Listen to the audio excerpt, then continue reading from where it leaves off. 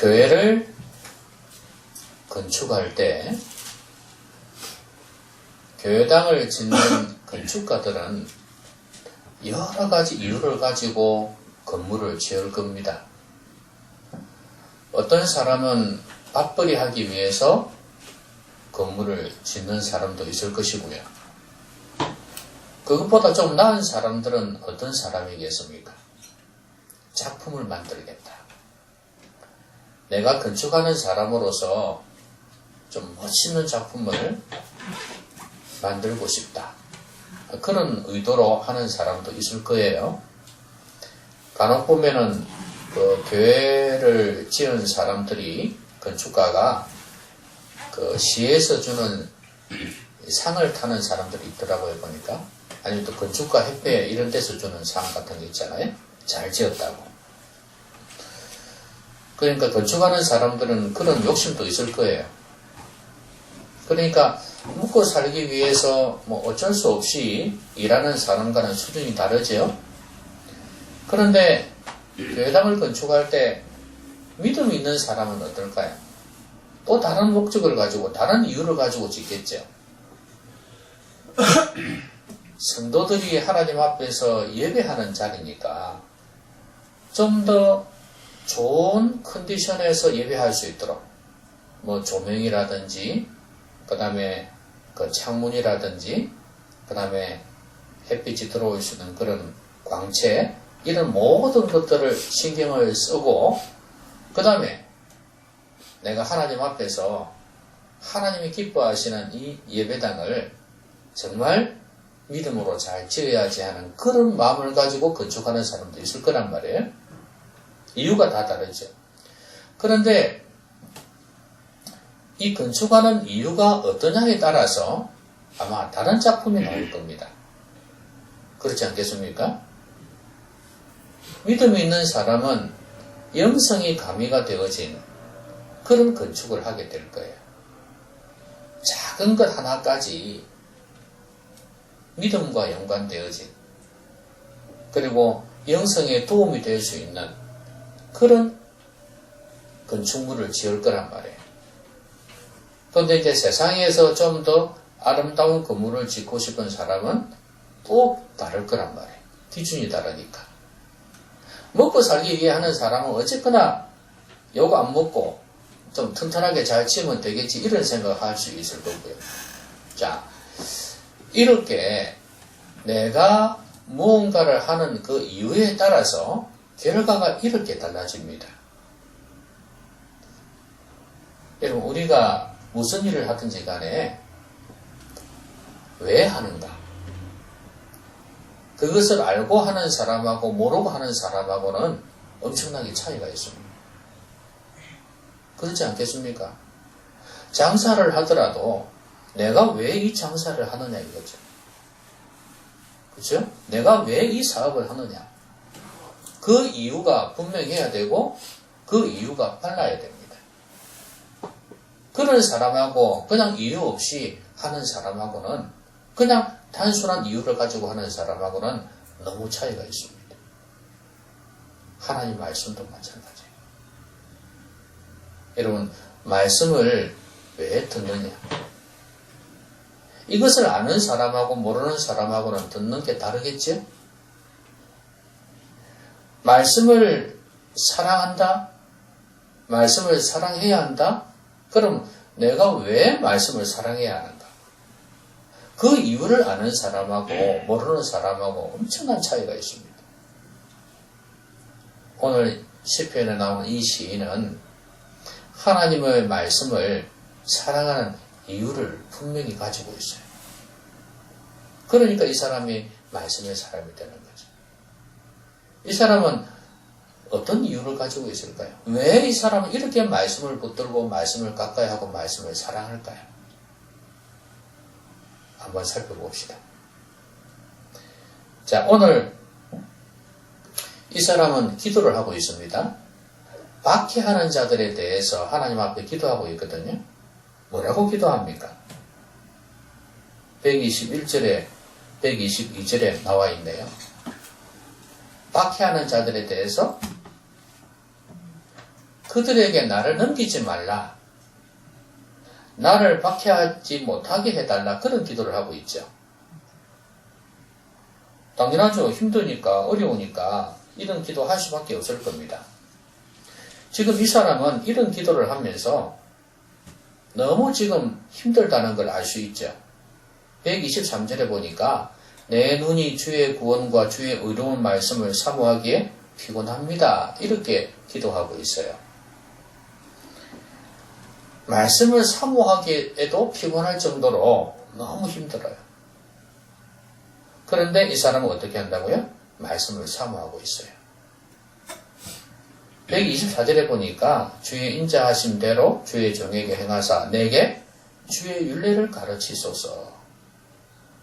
125절은 뭐라고 말씀합니까? 나는 주의 종이오니 시키는 대로 하는 종이오니 나를 깨닫게 하사 주의 증거들을 알게 하소서. 그랬습니다. 지금 이 박해자들이 나를 박해하지 못하게 해달라고 기도하면서 이 사람은 여전히 뭐하고 있어요? 하나님의 말씀을 사모하고 있죠. 네. 말씀을 지금 가까이 하고 있습니다. 그러면 주의 구원을 사모하고 주의 말씀을 사모하는데 이렇게 사모할까요? 왜? 이 어려운 중에 왜 이 사람은 이렇게도 말씀을 사모할까요? 그 이유가 뭡니까? 126절에 있습니다. 그들이 주의 법을 배하여 싸우니 지금은 여호와께서 일하실 때이니이다. 하나님께서는 말씀을 통해서 일하시는 분입니다. 그러니까 이 사람이 이 어려운 중에 지금 말씀을 사모하고 있죠. 자, 이 사람은 말씀을 사모하고 있습니다. 근데 그 행악자들은, 교만한 자들은 뭐하고 있습니까? 주의 법을 폐하고 있다 이거죠. 나를 박해하는 그들은 말씀을 폐하고 있는데 주님을 사모하는 나는 말씀을 지금 붙들고 있어요. 자, 이게 지금 싸움입니다. 싸움. 하나님, 누가 이겨야 되겠습니까? 그거예요. 나는 지금 당하는 입장이고 나는 지금 주의 말씀을 사모하고 있는데 주의 구원을 바라면서 주의 말씀을 사모하고 있는데 나를 박해하는 저들은 하나님의 법을 폐하고 있단 말이죠. 하나님을 멸시하고 하나님 말씀을 우습게 여기는 사람들이란 말이에요. 하나님 어떻게 해야 되겠습니까? 지금 일하실 때입니다. 이거죠. 누가 이겨야 되겠습니까? 이거거든요. 그런데 하나님, 제가 지금 이렇게 당하면서 말씀을 사모하고 있는데 하나님께서 나에게 말씀을 주지 않고 역사해 주지 않는다면 이게 무슨 망신입니까? 이게. 그러니까 하나님께서 말씀해달라. 지금 말씀을 통해서 일해달라는 거예요. 여러분, 하나님은 말씀을 통해서 일하십니다. 여러분이 주일마다 교회에 와서 말씀을 듣잖아요. 그리고 여러분의 개인의 삶 속에서 말씀을 묵상하잖아요. 그렇게 말씀을 묵상하고 말씀을 듣고 하는데 세상 사람들이 볼 때 말이에요. 저렇게 말씀 듣는데도 하나님께서 역사하지 않네? 이래버리면 무슨 개망신입니까? 그렇지 않습니까? 우리가 하나님께서 말씀을 통해서 역사하시는 걸 경험을 해봐야 된단 말이에요. 이것 때문에 우리가 말씀을 사랑해야 되고 말씀을 가까이 해야 되는 거예요. 여러분들은 안 믿는 사람들에게 하나님의 무능력을 보여주실 겁니까? 아니면 하나님은 능력이 있는데 나는 하나님 앞에서 아무 사랑도 받지 못하는 존재라고 그렇게 보여주셔야 되겠습니까? 안 믿는 사람들에게. 아니잖아요. 이 사람은 그래서 지금 기도하고 있는 거예요. 지금 일하실 때입니다. 이때까지 하나님께서는 저에게 말씀을 통해서 역사해 오시지 않았습니까? 그때마다 저는 고난 중에서도 위로를 받았습니다. 오히려 고난이 나에게 유익했던 것을 경험했습니다. 이렇게 간청했잖아요. 기도했잖아요. 여러분, 하나님께서는 말씀을 통해서 일하십니다. 왜 여러분이 말씀을 가까이 해야 되는지 아시겠죠?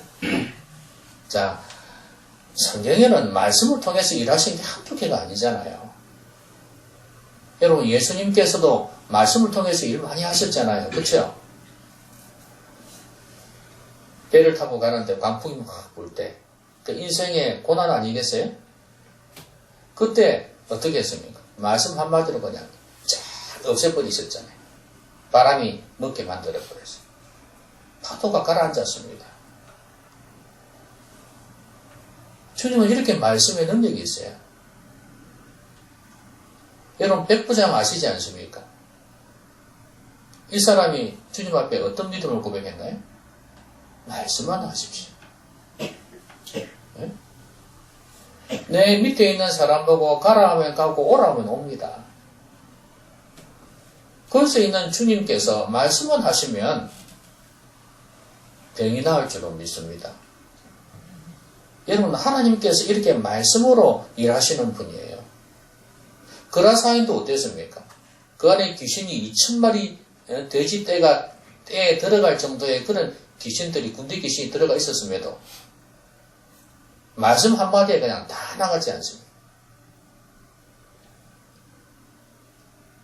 아유, 그것뿐이겠어요. 말씀으로 모든 만물을 존재하게 하셨는데, 여러분, 하나님은 말씀을 통해서 일하십니다. 이 사람은 그걸 너무 많이 경험했어요.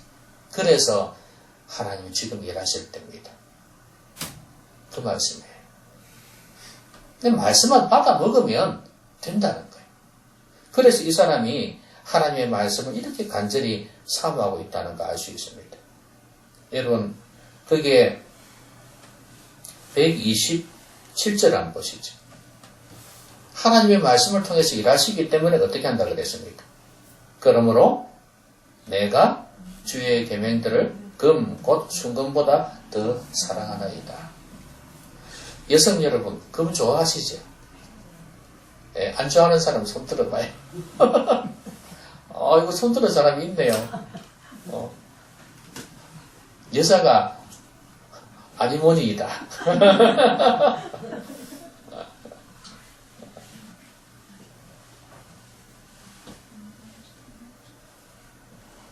뭐 다른 의미를 부여해서 좋아하지 않을 수 있겠지만 그냥 근본적으로는 사람들이 금을 좋아하게 되어 있습니다.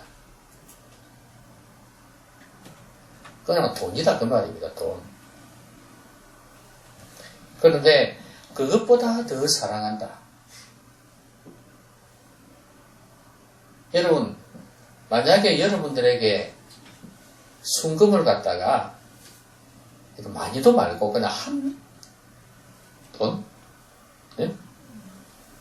예? 얼마 안 됩니까? 그거라도 좋아요. 한 돈이라도 좋아요. 그것도 몇십만 원 안 됩니까? 그래, 그걸 준다고 그러면 여러분 어떻게 하겠습니까? 내일, 저기 정관 어느 카페에, 거기 오면은 내가 그거 주겠다 그러면 올까요? 안 올까요? 여러분도 오겠지, 그죠?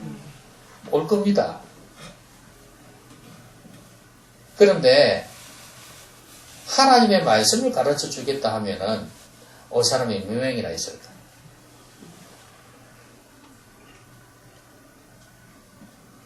안 믿는 사람들이야 당연히 금 준다 하면 오고 말씀 가르쳐 준다 하면 안 올 건데 성도들은 과연 어떻게 했냐 그 말이에요.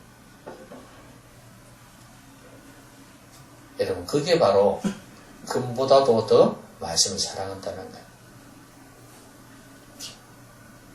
저 멀리서 정관보다 더 먼 곳에서 말씀 가르쳐 주겠다 해도 갈 수 있어야지 금보다도 더 말씀을 사랑한다 그렇게 볼 수 있는 거 아니겠습니까?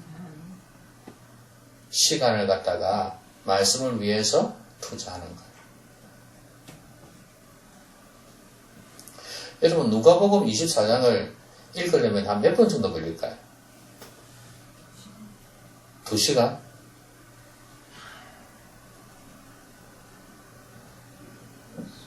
한 2시간. 좀 빨리 읽으면 한 1시간도 걸릴 수 있을 거예요. 1시간 반 정도. 근데 일주일 그 많은 시간 속에서 그 정도도 투자를 못할까? 그거는 결국엔 다른 데 시간을 쓴다는 이야기 아니에요. 하나님 말씀은 그 어떤 것보다도 가치가 없다는 이야기예요.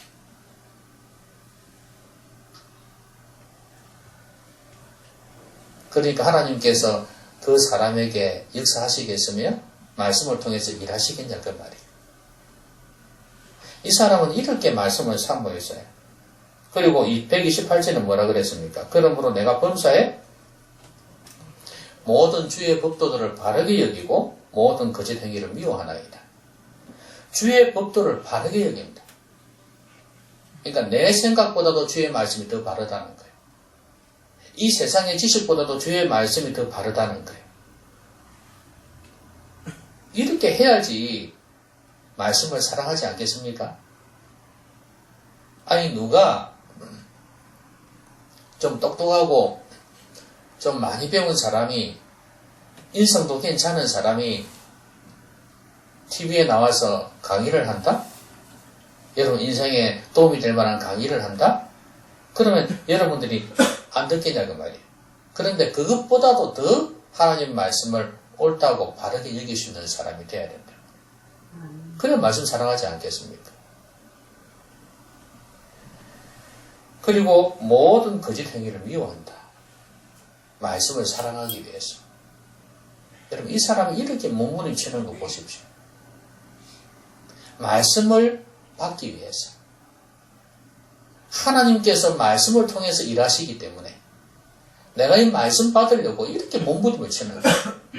왜냐하면 이렇게 하지 않으면 하나님이 나에게 말씀해 주실 수도 없고 하나님이 역사하실 수가 없으니까. 박해자들은 이렇게 나를 괴롭히는데 여러분 인생이 어려우면 나를 이렇게 힘들게 하는데 이때 하나님께서 일하시지 않는다면 어떻게 될 것인가? 이 사람은 이걸 두려워하고 있는 거예요. 여러분 말씀을 사랑해야 될 이유 아시겠습니까? 하나님은 말씀을 통해서 일하시기 때문입니다. 그리고요 13절을 보십시오. 131절을 보십시오. 내가 주의 계명들을 사모함으로 내가 입을 열고 헐떡이었나이다 그랬어요. 여러분 이 사람이 말씀을 사모한다 그랬잖아요. 그러면 그 이유는 뭡니까? 바로 윗절에 130절에 보니까 그 이유가 나와 있네요. 왜 이렇게 헐떡일 정도로 말씀을 사모하나요? 주의 말씀을 열면 빛이 비치어 우둔한 사람들을 깨닫게 하기 때문이에요. 우둔한 사람을 깨닫게 한다? 어리석은 사람을 깨닫게 하시기 때문에 하나님 말씀이 그래서 말씀을 사모한답니다. 이게 두 번째 이유죠. 이런 말씀을 사랑해야 될 이유입니다. 여러분들은 어떻습니까? 우둔하다고 생각하십니까? 또이또이하다고 생각하십니까? 참 다 잘났죠, 그죠? 참 똑똑해.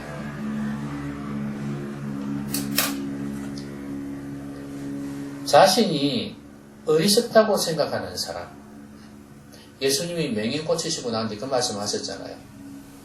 너희들은 본다고 하니 너희 죄가 그대로 있느니라.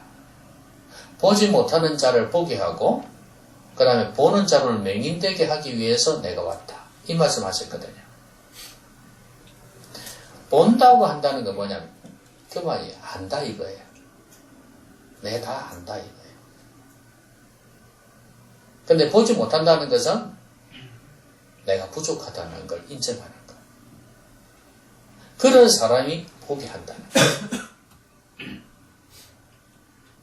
우리가 똑똑한 것 같아도 참 어리석습니다. 생활 속에서 얼마나 어리석음을 많이 발견하는지 몰라요. 또 인생을 살아온 걸 생각하면 내가 왜 그렇게 살았던 거 후회하는 것도 참 많잖아요. 그렇죠? 여러분 후회 안 해봅니까? 후회한다는 것은 내가 어리석다는 이야기입니다. 하나님의 말씀은 우리로 하여금 지혜롭게 해줘요. 우리에게 지혜를 줍니다. 말씀을 통해서 깨닫는 게 얼마나 많은데요. 그렇죠?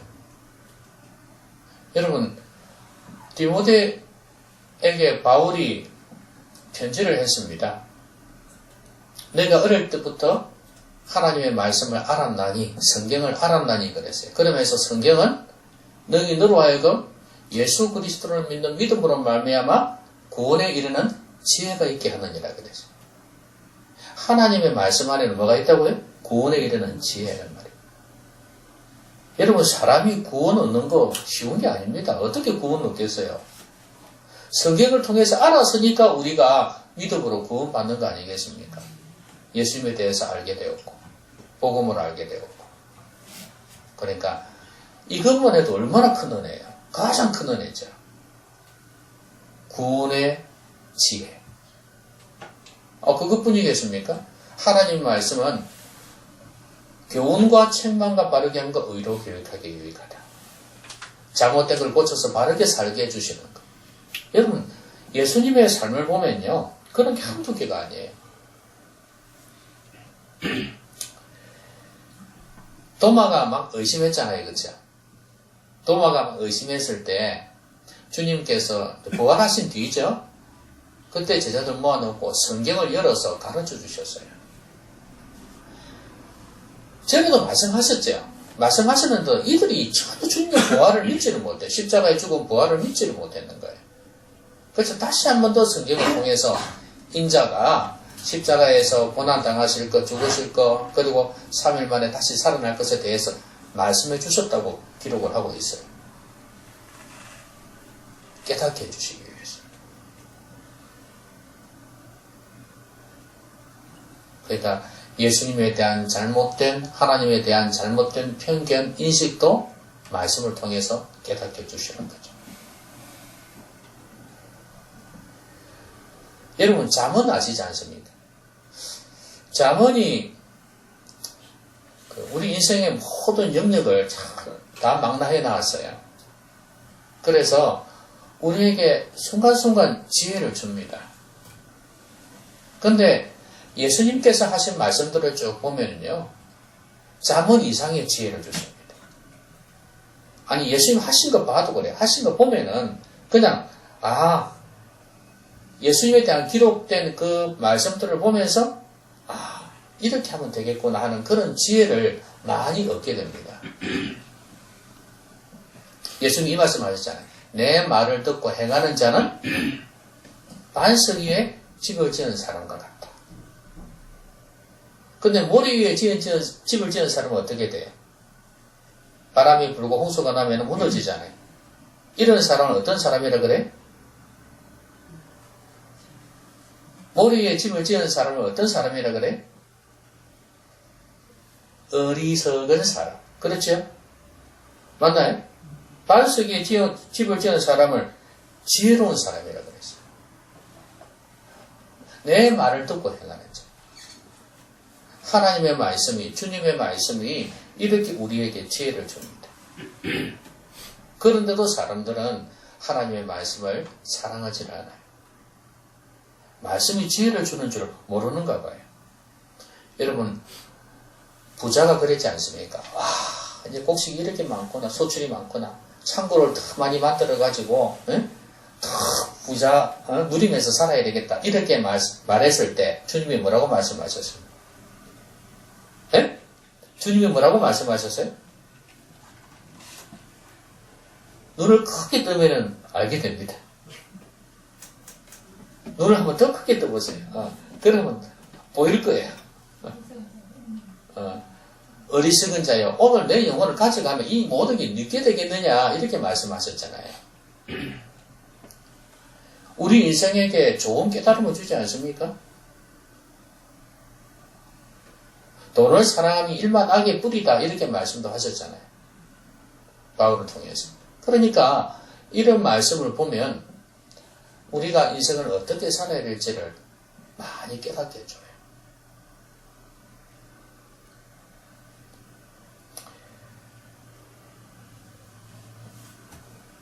망대 이야기 아시죠? 망대를 지을 때 돈이 얼마 드는가? 그거에 대해서 먼저 계산을 해보고 지어야 된다 그랬잖아요.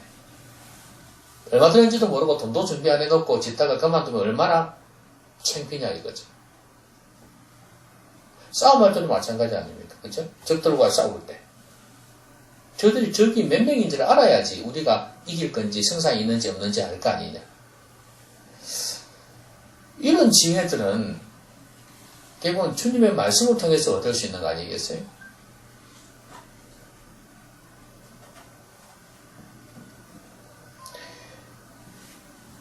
기도에 관해서도 그랬고요. 또 우리가 세상 살아갈 때 사람들을 대할 때도 마찬가지고 순간순간 우리에게 이 말씀을 통해서 지혜를 줍니다.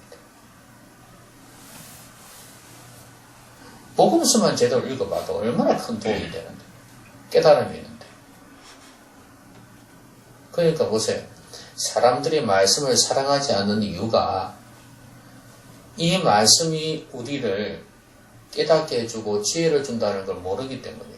아니, 내가 똑똑하다고 생각하기 때문이에요. 내가 인생을 이렇게 살아봤는데 젊은 목사니가 위에서 떠들어 본들 내 인생 경험을 능가 하겠느냐 이 생각하고 앉아있는 거예요. 내 말합니까 여러분? 목사는 목사만 하는 게 아니에요. 하나님의 말씀을 전하는 거예요. 그렇죠? 우리에게 그렇다는 게 아니라 일반적인 이야기를 하는 거예요.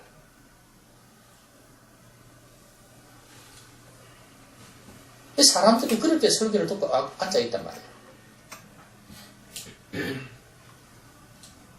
하나님의 말씀으로 듣지를 않는다는 말이에요. 그러니 뭘 배우면 뭘 깨닫겠냐는 말이죠. 말씀을 사랑할 이유가 없는 거예요.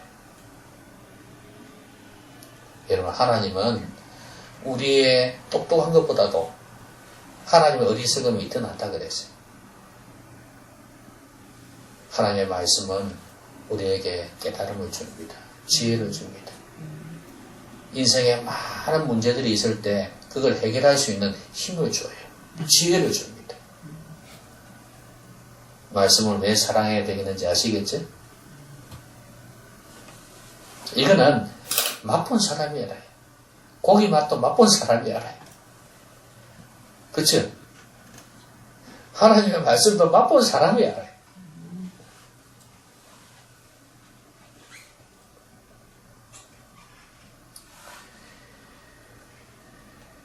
여러분도 곤란한 상황을 겪을 때가 있지 않습니까? 여러분 그때 어떻게 할 겁니까? 말씀에서 지혜를 얻으십시오. 예수님 한번 보세요. 동전 하나 탁 내놓고 가이사에게 돈을 바쳐야 되나 말아야 되나 그렇게 질문할 때 곤란한 상황이었습니다. 주님이 얼마나 지혜롭게 말씀하셨는지. 가이사의 것은 가이사에게, 하나님의 것은 하나님에게. 솔로몬은 안 그랬습니까? 서로 자기 아이라고 막 주장하는 여자 2명이 있었는데 어떻게 했습니까? 아이를 칼로 쪼개라 이게. 그런 지혜가 어디에서 나왔을까요? 진짜 아마는 쪼개지 말라 하고 가짜 아마는 쪼개라 그러고. 참, 여러분 그런 지혜는 정말 우리가 곤란하고 힘든 상황 어찌해야 될지 몰라 할 때 하나님의 말씀은 우리의 이정표가 되고 지침이 돼요. 말씀 사랑하셔야 됩니다. 이 좋은 말씀을 걷어차는 건 어리석은 자의 모습이에요. 자, 그 다음에 133절에 보면 뭐라 그랬습니까? 나의 발걸음을 주의 말씀에 굳게 세우시고 어떤 죄악도 나를 주관하지 못하게 하소서. 자, 나의 발걸음을 주의 말씀에 굳게 세워달라. 자신이 말씀을 사랑하고 묵상을 하는데 또 주님께서 도와주셔야 되겠죠. 그럼 이렇게 말씀을 굳게 세워달라고 기도하는 이유가 뭡니까? 어떤 죄악도 나를 주관하지 못하게 하소서. 이것 때문이에요. 죄가 나를 주관하지 못하게 하기 위해서. 이 사람이 말씀을 이렇게 사모하는 이유는 바로 이거예요. 죄의 종노릇 하기 싫다는 거예요. 내가 죄를 지배하면서 살고 싶다는 거예요. 이것 때문에 이렇게 말씀을 사모하고 있는 거예요. 자신의 발걸음을 주의 말씀 위에 굳게 세워달라? 이게 무슨 말씀이죠? 말씀 안에서 걸어가게 해달라. 말씀 안에서 살게 해달라는 거 아니겠어요? 흔들림이 없도록 말씀 위에 굳게 세워달라. 그러면 말씀 가운데 사는 것이 죄악을 이기는 비결이 됩니까? 예? 죄악이 나를 주관하지 못하도록 그렇게 해달라는 건데, 그럼 말씀 안에서 사는 것이 죄악을 이기는 비결이 되나요?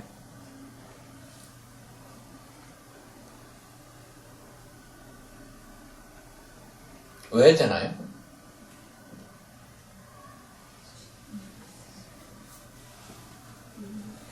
이것도 눈을 크게 뜨면 보입니다.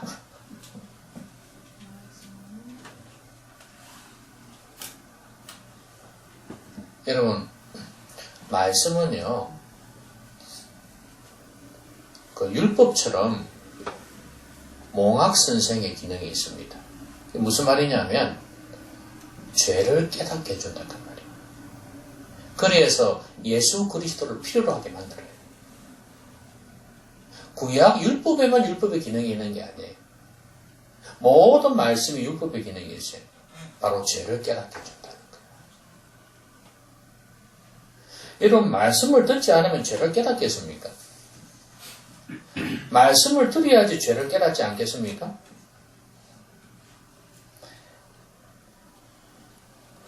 내 눈에 들고는 보지 못하고 다른 사람 눈에 있는 티는 본다는 말씀이 있지 않습니까? 왜 내 눈에 있는 들보를 보지 못합니까? 왜 보지 못합니까? 들보가 얼마나 큰데, 기둥인데 엄청난 큰 것을 자기 눈에 있는데도 보지 못한다는 거예요. 왜요? 객관적으로 나를 보지 못하니까. 다른 사람의 눈에 있는 건 내가 이렇게 객관적으로 볼 수 있잖아요. 근데 거울로 자신을 봐야 되는 거예요. 거울로 보면 보일 건데, 그러니까 말씀에 거울이 없는 거예요. 그러니까 안 보이는 거예요. 한마디로 하나님의 말씀은 우리의 죄를 깨닫게 해주거든요. 말씀의 거울 앞에서 우리를 보면은 내 눈에 들보가 보일 텐데, 그러니까 하나님의 말씀을 통해서 우리를 보면 죄를 깨닫게 되니까. 그러면 이제 죄를 멀리하지 않겠습니까? 죄를 미워하지 않겠어요?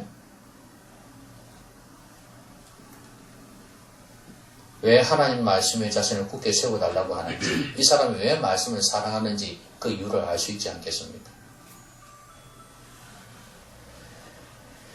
예수님께서 오신 이유가 뭡니까? 예수님 이 말씀 하셨어요. 나는 의인을 회개하기 위해서 온 자가 아니고 죄인을 회개하기 위해서 왔다. 이렇게 회개시키기 위해서 왔다. 이렇게 말씀하셨거든요. 그럼 예수님은 어떻게 죄인들을 회개시킵니까? 하나님의 말씀을 전함으로. 맞습니까? 하나님의 말씀을 전해서 죄를 깨닫게 해서 회개하기 위해서. 말씀을 전함으로 그렇게 하셨어요. 여러분, 성전에서 물건을 사고 파는 자들이 있었죠. 돈 바꾸는 사람들이 있었죠. 예? 있었죠.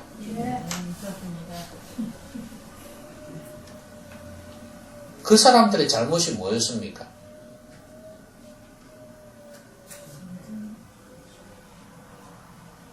성전이 하는 예배의 그 본질은 잊어버리고 그야말로 사람들을 등쳐먹는 그런 일들을 했다고 본질을 잃어버렸단 말이에요. 주님께서는 말씀하시고 상을 뒤집어 엎으시면서 그걸 깨닫게 해주신 거 아니에요. 그들의 잘못을 깨닫게 해주신 거예요. 말씀을 통해서. 여러분, 바리새인과 세리의 기도 아시지 않습니까? 바리새인의 기도가 왜 잘못됐습니까? 이 사람은 이렇게 기도했습니다. 하나님, 저는 11조도 드리고 안식일도 지키고 절기도 지키고 이렇게 제 할 것 다 합니다. 저 죄인들과 세리와 같은 저는 죄인들과 다르게 죄지지 않고 살아갑니다. 이렇게 교만 떠는 기도를 했단 말이죠. 그래서 주님께서 뭐라고 말씀하셨어요? 세리는 어떻게 기도했나요? 고개를 숙이고 고개를 들지 못하고 바리새인은 고개 떡 들고 이래 했는데 고개를 숙이고 가슴 아파하면서 자신의 죄를 고백하고 있습니다. 그때 주님께서 하신 말씀은 뭐예요? 세리가 더 낫다.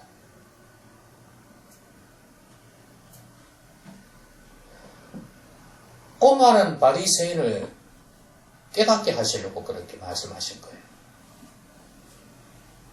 여러분, 하나님께서는 말씀을 통해 죄를 깨닫게 하시거든요. 근데 이게 안 되면은 말씀의 이유가 없는 거예요. 말씀을 전할 이유도 없는 거예요. 여러분이 이걸 못하면 제가 책임할 이유가 없어요.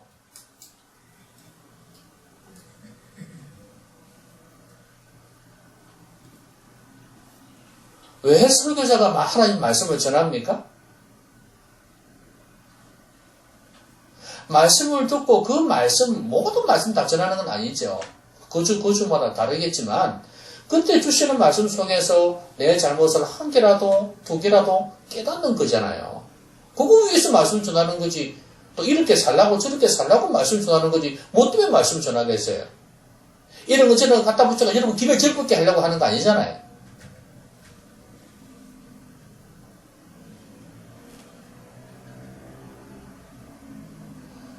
하나님의 말씀을 가까이 해야 될 이유가 바로 이것 때문이에요. 아, 내 부족함이 이거구나. 내 죄악이 이거구나. 이걸 깨닫게 하기 위해서. 그래서 죄가 나를 주관하지 못하게 하기 위해서 하나님의 말씀을 사랑해야 되는 겁니다.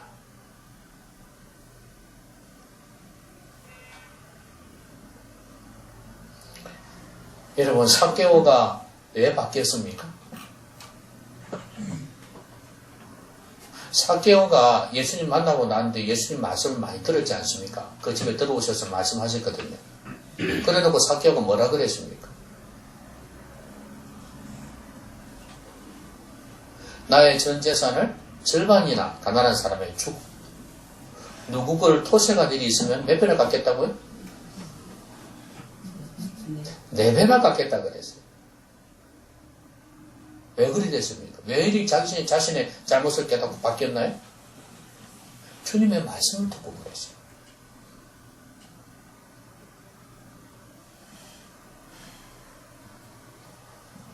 이거 싫으면 말씀을 사랑할 수가 없어요. 그리고요, 마지막 절 한번 보시죠.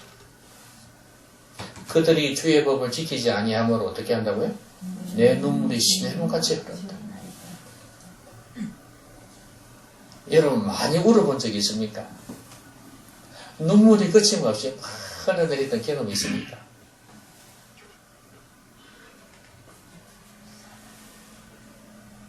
남자는 눈물을 흘리면 안 된다 그러던데.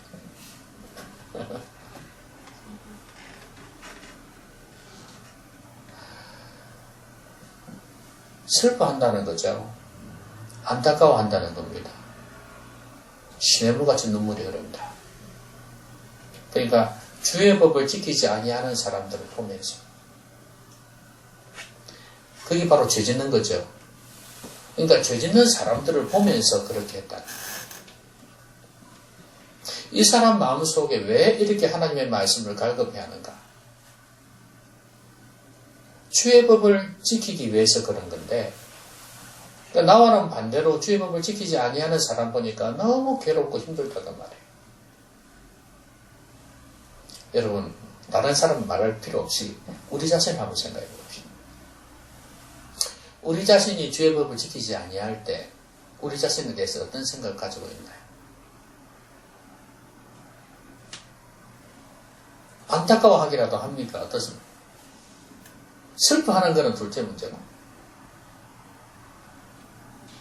내가 지금 믿음으로 살지도 못하고 하나님 말씀을 순종도 안 하고 내 마음대로 사는 이것에 대해서 이걸 깨달아야 되겠죠. 아까 앞에 말씀드린 것처럼 깨달아야 되는데, 깨닫지 못하면 아무 소용이 없습니다. 그래서 그걸 말씀을 들으면서 어렴풋이나마 그걸 알게 되었을 때 나는 내 자신에 대해서 어떤 반응을 보이나요? 눈물이 흐르듯이 그렇게 가슴 아파하는가? 그리고 다른 성도들이 그런 모습을 볼 때 어떤 생각까지 난가? 정죄하는 것이 아니고 가슴 아파하는 것.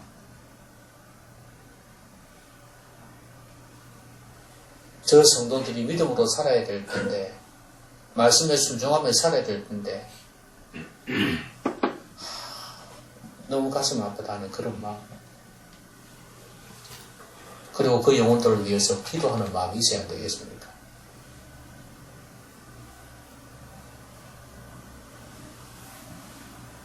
이게 말씀을 사랑해야 될 이유입니다. 안 믿는 사람들 보면서는 또 뭘 느껴야 되나요? 역시 시냇물처럼 눈물이 흘러야 된다 그 말이에요. 안타까워야 된다 그 말이에요.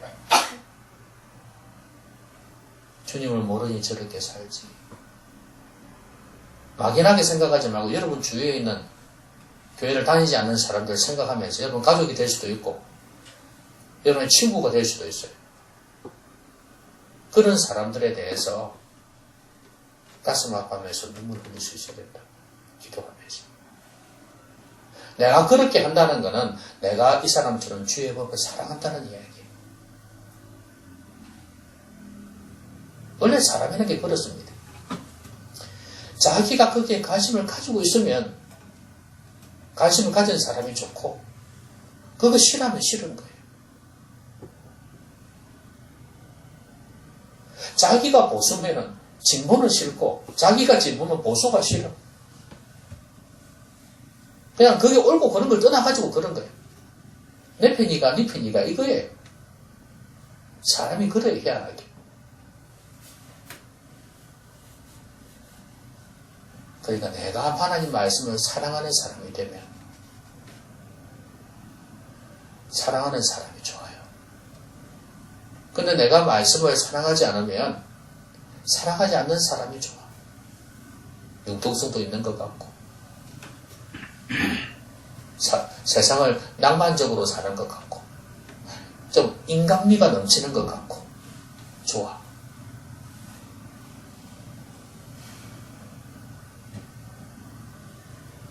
죄악이 주관하지 못하게 하십시오. 자, 우리가 말씀을 사랑해야 될 이유를 봤습니다. 자, 첫 번째가 뭐였습니까? 하나님께서는 말씀을 통해서 일하시기 때문이에요. 이 사람은 그래서 말씀을 사모했어요. 그럼 두 번째는 뭐였습니까? 깨달음을 주세요. 지혜를 주세요. 우리 인생에 넘쳐난 교훈과 깨달음을 말씀을 통해서 주세요. 그때 말씀을 사랑해야 됩니다.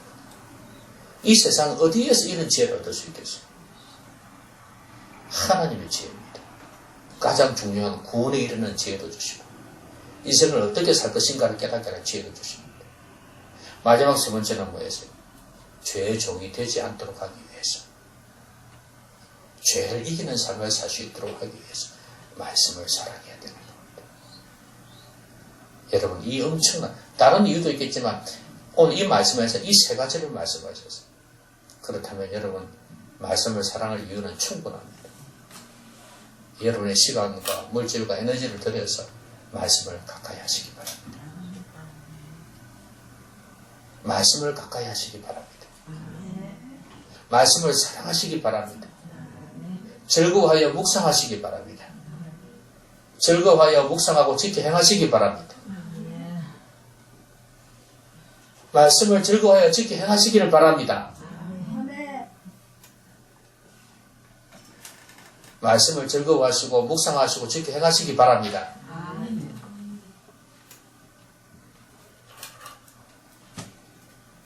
끝날 때까지 하고 싶지만 기도하십시다.